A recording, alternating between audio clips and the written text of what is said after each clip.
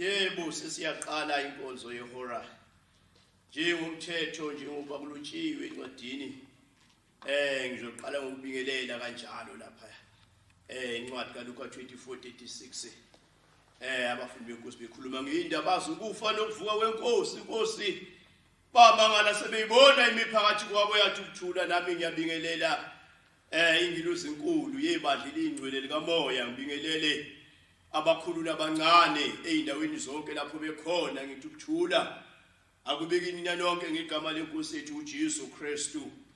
Bangcwele baNkulunkulu kusile, siyabonga uJehova uNkulunkulu owenzile izulu lomhlaba ukuba sizothola amazwi akhe. Ngiqala ngencwadi njengoba kulotshiwe lapha kuJohane 11:7 kuthiwa inkosi uJesu emva kwalokhu yathi kubafundi bayo asibuyeleni siye eJudiya. Bathi kuyona hawu kodwa Rabi, uRabi ukuthi umfundisi usabuyela khona futhi na? Wathi uJesu ke kubona awekho yini amahora ayishumi asemini. Uma umuntu ehamba emini akakhubeki ngoba ebona ukukhanya kumhlaba, kodwa uma ehamba ebusuku uyakhubeka lo muntu ngoba ukukhanya akukho kuye. Manje amazwi lawo uJesu ukuthi uJesu waqinisa kubafundi bakhe. uJesu ethi asibuyeleni eJudiya. Base bethi kuye ingathi abaJuda babesanda ukufuna ukuba bakhande. Manje ukukhanda umuntu ngamatshe, kumgcoba ngamatshe umuntu aze afe. Manje kanjalo uJesu manje wayesethi kubo hayi khona awekho yini amahora ayishumi. Manje lolu daba noma lolu daba lwamahora ayishumi lokuthi sikhuleka amahora ayishumi silithola lapho umqalisi owathunywa uNkulunkulu nenceku yakhe sekuchazwa ngomoya oyingcwele, ngoba akulotshiwe lapha encwadini ukuthi lamahora ayishumi kuzothandazwa. Cha, imfihlakalo esedingakala ukuba ichazwe yasichazwa umholi ngoba ethunyiwe uNkulunkulu ukuthi uJesu wayeqonde ukuthi lamahora ayishumi siye wakhuleka njengoba isivumelwano esisha lesi senkosi uJesu sokuthi ukhule kwamahora ayishumi asemini, njengoba abaIsrayeli esivumelwaneni esidala babekhuleka amahora amathathu bona. Manje isivumelwano esisha senkosi amahora ayishumi njengoba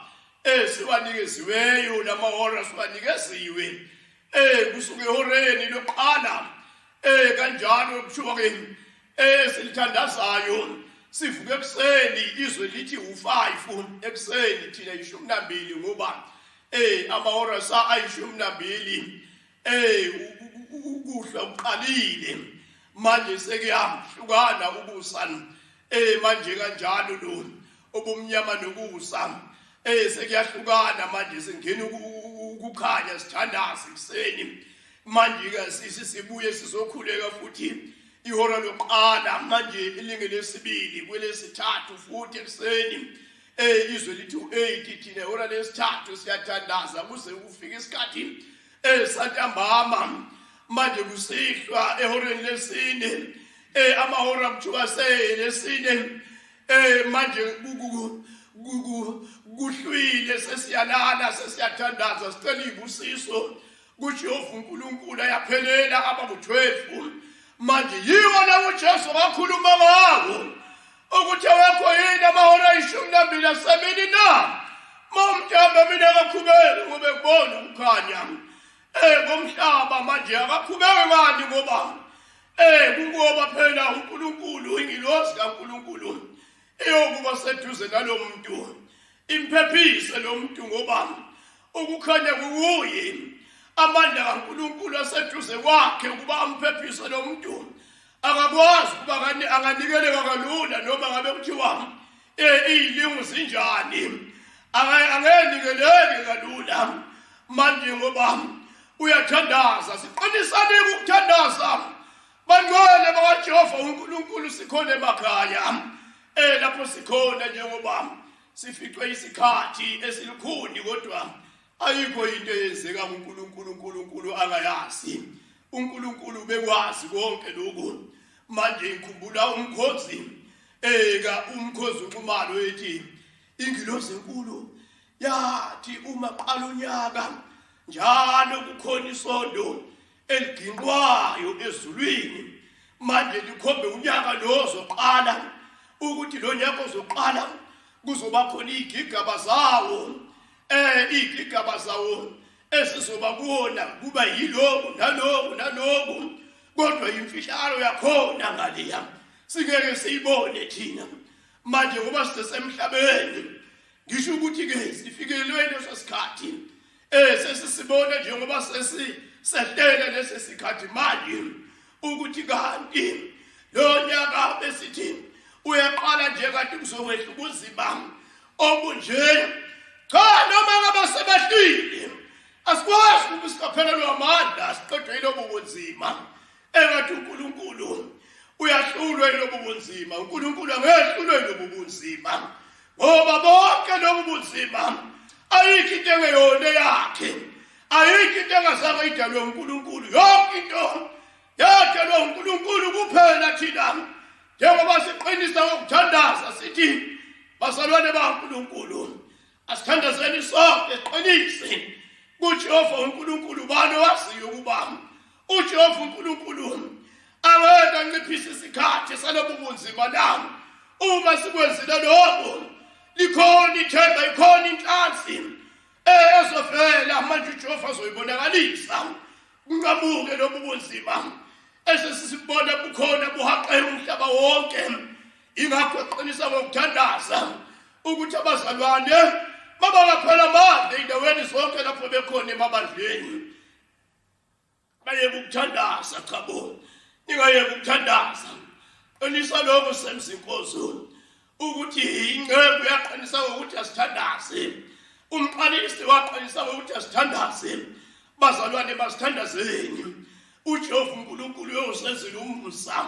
uNkulunkulu uyowenzela umhlaba wonke umusa ngokuqinisa kwethu ukuthandaza. Manje sizothandaza ke qinisa ngalamazwi uJesu akhuluma ngawo.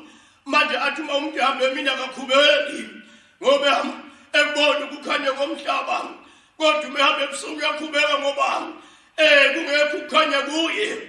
Mawuthandaza ke akukukhanya ozobona ngoba uthandazi kodwa mawuthandaza uzobona ukukhanya.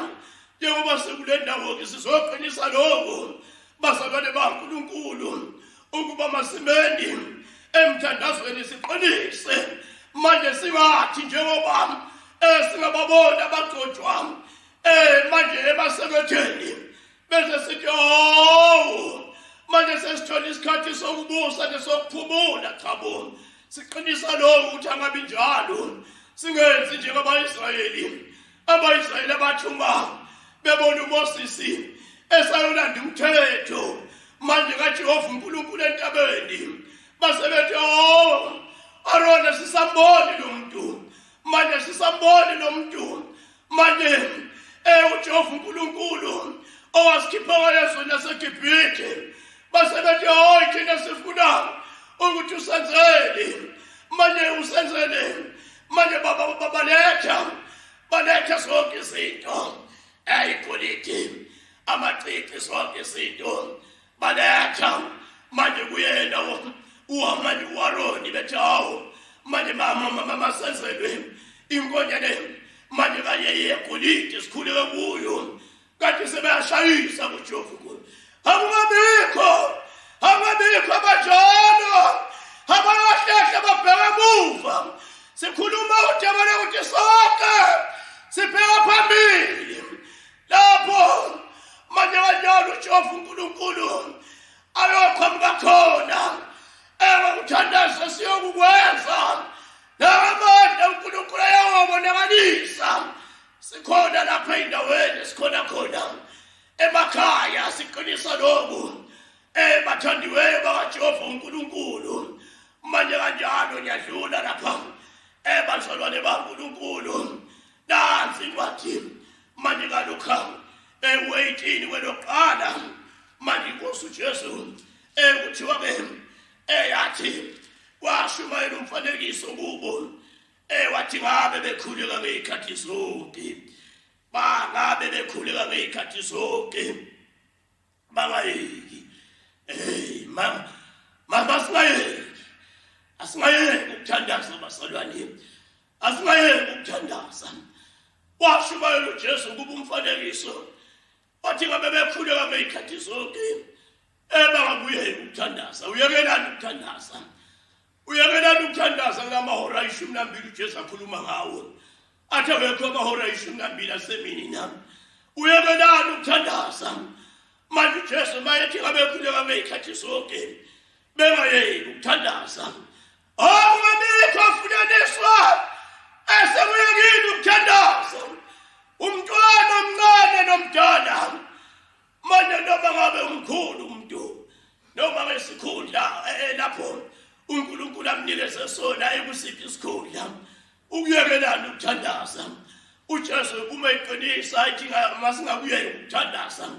masingakuyeki ukuthandaza bangcwele baNkulunkulu ngisho izifo eyihlukeneyo manje isifo eyikhona uma siqinisa ngokuthandaza leso sifo manje noma ngabe siyinhloboni leso sifo siyawusinqoba ngoba siyathandaza uJesu usho njalo uthi ngabe bekhuleka ngey'khathi zonke bengayeki singakuyeki ukuthandaza ithi kwakukhona emzini othile umahluli owesaba uNkulunkulu ongahloniphi umuntu yakhuluma uJesu kule ndawo uthi wayekhona umfelokazi kulo muzi futhi weza kuye ethi ngizwele esitheni sami kwazi kwaba isikhathi engavumi nomahluli ngasemva wayesethe enhlizweni yakhe noma ngingamsaba uNkulunkulu noma ngingamhloniphi umuntu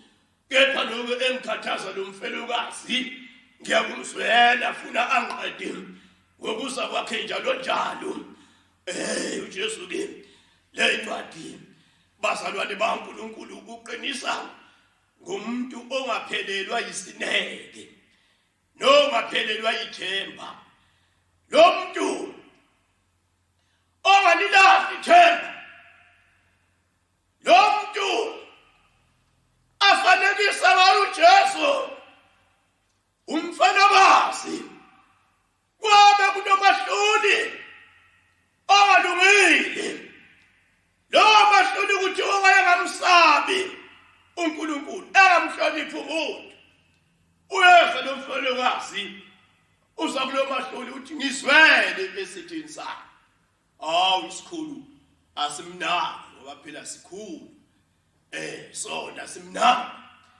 kwase kwaba isikhathi uJesu eqinisa ngalo mfelokazi ukuthi kodwa akakuyekanga ukusa kulesi sikhulu noma kulo mahluli isiphi isizathu esenza ukuba lo mfelokazi angakuyeki ukusa kulo mahluli na kungoba uyazi ukuthi akekho omunye ozomkhulula kulesi sitha ngaphandle kwakhe lo mahluli onke amandla akulo mahluli kwathi noma emziba lo mahluli kwaloko ebekezele lo mfelokazi wezenjalo ufundiswa ikholwa ukuthi anibekezele ukholwa noma ngabe lithandazile namhlanje umthandazo walo ungaphenduli anikakuyeki ukuthandaza ngoba lingaphendulwanga namhlanje noma ngabe kusasa futhi liyaphinda liphendulwa anikakuyeki ukukholwa noma ukuthandaza lithi ngoba liphendulwanga aliqhubeke ngoba kuyofika isikhathi salo kuba nalo liphendulwe njengalo mfelokazi wathi nomahluli hayi ukuza kwakhe njalo uyongiqeda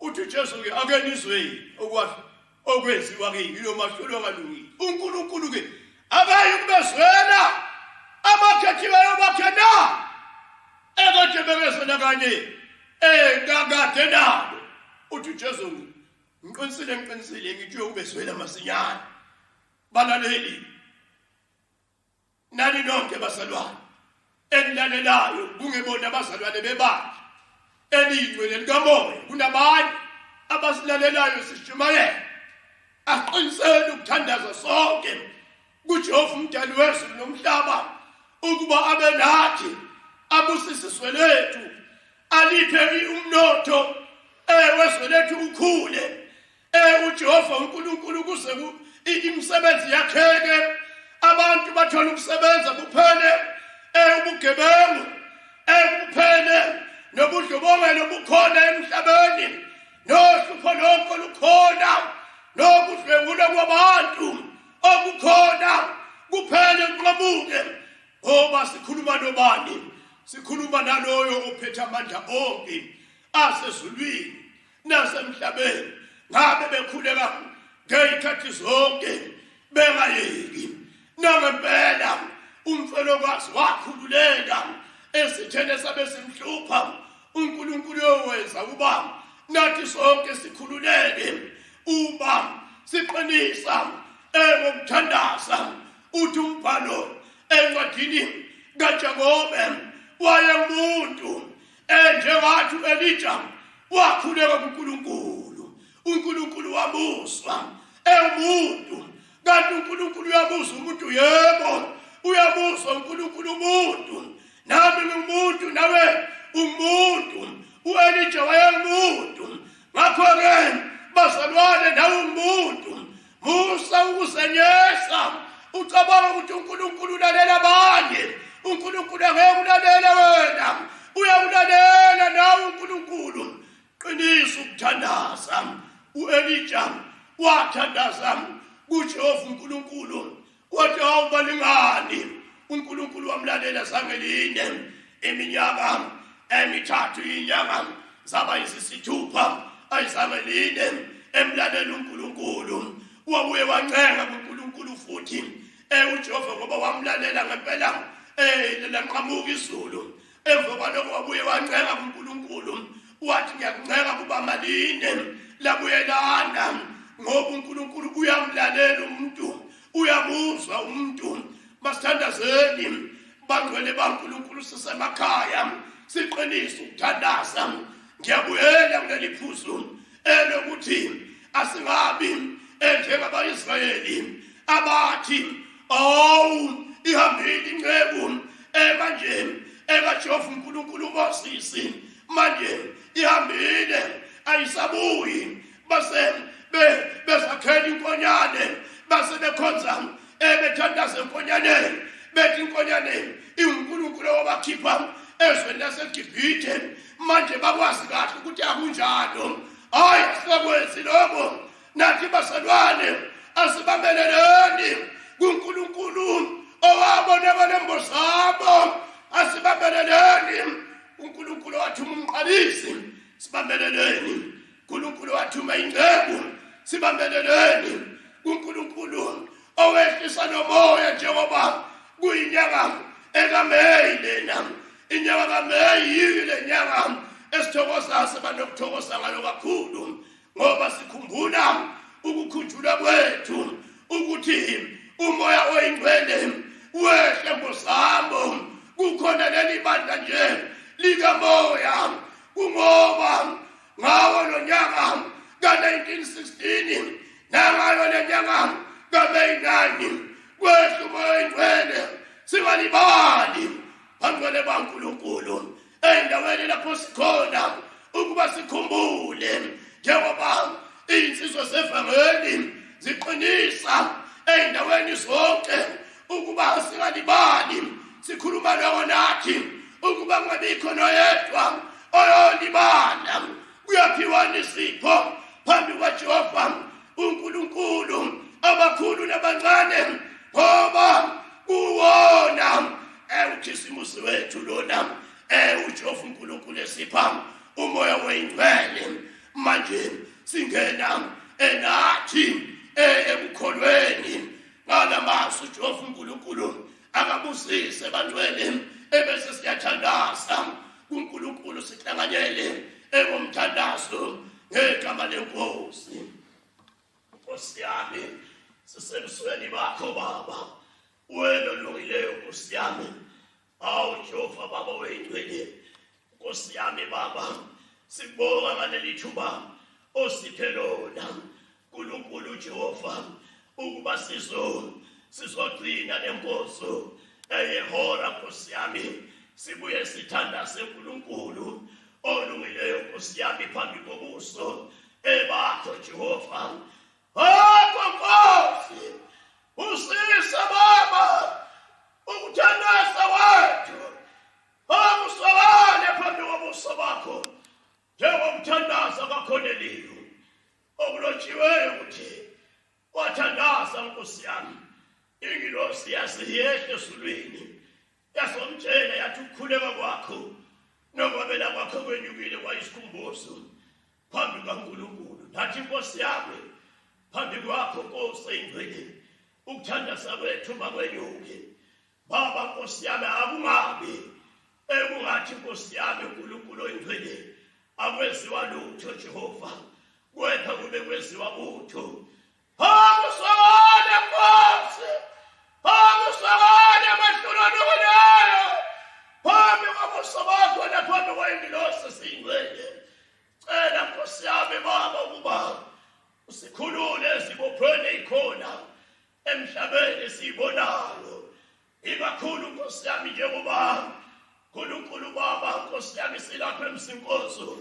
Nkosi yami Baba ingilosi eyomholi yabona nengilosi encebo iyabona Nkosi yami ngabe siphumile sekubantu bakho Nkosi yami, kodwa ngenxa yalesi simo esehlile eswini uNkulunkulu asiphumile Nkosi yami.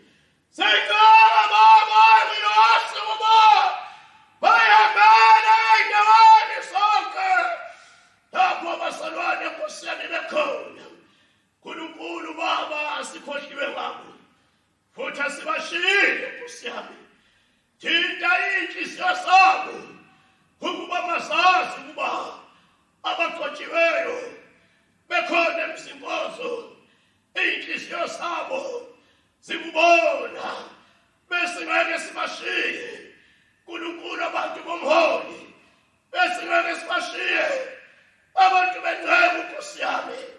uNkulunkulu olungileyo kungenxa yohlupho oluphumile emhlabeni, ingakho sithandaza Baba ukuba uNkulunkulu lungqotshwe lolu hlupho Nkosi yami, lungqotshwe Baba nakubantu bonke, ngisho nabengenalo uphawu lungqotshwe nakubona, ngisho naseyikhulwini zomhlaba lolu hlupho lungqotshwe Nkosi yami. Ngoba Baba sithembele egameni lakho Baba, siyazi ukuthi noma uNkulunkulu oyingcwele kungakhona Nkosi yami utho olungenzeka ukuba lolu bhubhane Nkosi yami lubambeke, kuyobe kuwena owenze ukusa. Nkosi lalela Baba, bahluli lalela Jehova Nkosi yami. uNkulunkulu oyingcwele khuleka Nkosi yami kule ndawo kumina kuphele ngikhulekayo. Khuleka Nkosi yami abakhonzi bonke, khuleka isikolo sonke Nkosi yami ukuba uNkulunkulu Baba Nkosi engcwele uhawukele Nkosi yami. Iba nomsa kithina Nkosi, abantu bakho baphile Nkosi yami ngilosi ibakhobe ngogomo lwasezulwini uNkulunkulu olungileyo egameni likaYise nelendodana. Nalapho Nkosi yami ngingafinyelele khona Nkosi yami ingilosi ngicela mayimfinyelelele ngalomthandazo ngamandla kaMoya Oyingcwele ngegama likaJesu kusibe phakade. Amen. Baba wethu wasezulwini, malihlonishwe igama lakho, buso wakho mawuse, intando yakho mayenziwe emhlabeni njengalokhu yenziwe ezulwini. Siphe namhlanje ukudla kwethu kwenele, thethelela amacala ethu yokuba nathi siyabathethelela abanamacala kuthina. Ungasingenisi ekulimweni kodwa sindise kubini, ngoba umbuso ungowakho, amandla nobukhosi kuze kube phakade. Amen.